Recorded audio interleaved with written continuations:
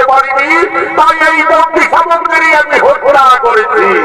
পরিদুষ্ট শিকারী একটি নয় দুটি নয়, পরপর 7টি বন্দী সামগ্রী হত্যা করলি। সন্তান হারা কত জ্বালা কত বেদনা, আমি তোমায় অভিশাপ দিয়ে যাচ্ছি। কলিযুগে তো হবে একদিন সাত পুত্র হারা, এই করে আমি দিলাম অভিশাপ।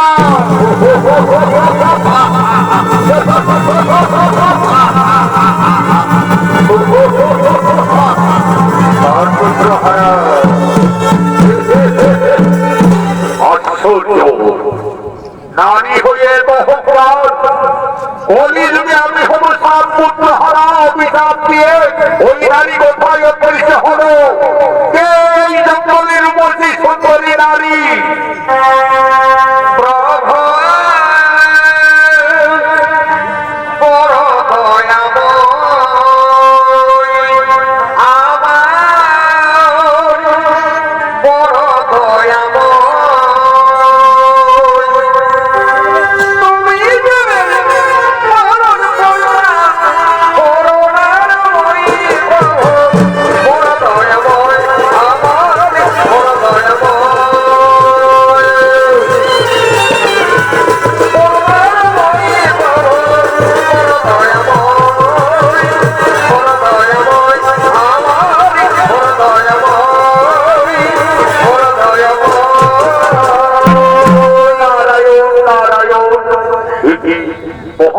বলছি নারদ, আপনি হঠাৎ বনমাঝে আসতে বলছি, আপনি কি বলতে পারবেন কিছুক্ষণ আগে এই জঙ্গলে এক অপূর্ব সুন্দরী নারী শিশু বলিকে হত্যা করার কারণে আমায় অভিশাপ দিয়ে কোথায় অদৃশ্য হলো?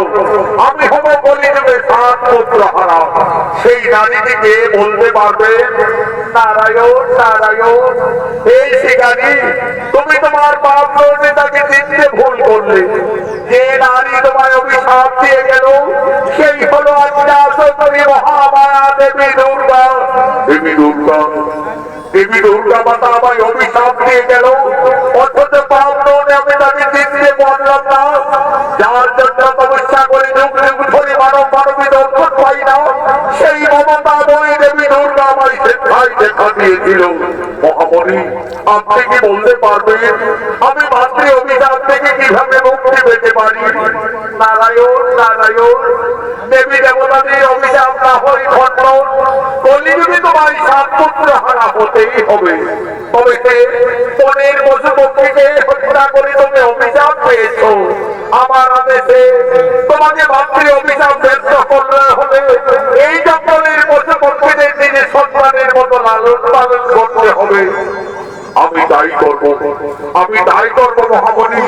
মাতৃ অভিশাপ থেকে করিবার জন্য আজ থেকে আমার এই হাতের ঘরের বাদ ছেড়ে আমি এই জঙ্গলের সমস্ত পশু পক্ষীদের নিজের পুত্রের মতো লালন পালন শুরু করব। তাহলে আমি তোমার নামে অভিহিত করে যাচ্ছি, তুমি হবে এই জঙ্গলের পশু পক্ষীর সদা, তোমার নাম হবে পশু সদারি শ্রী।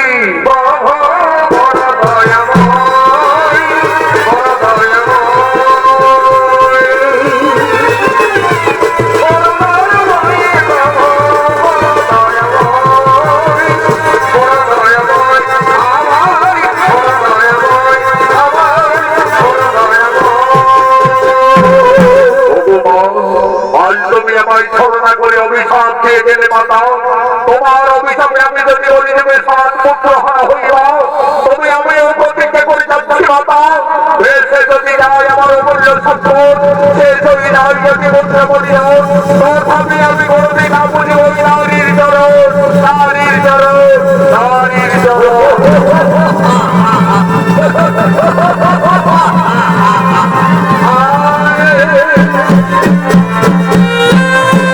এদিকে শুরু হলো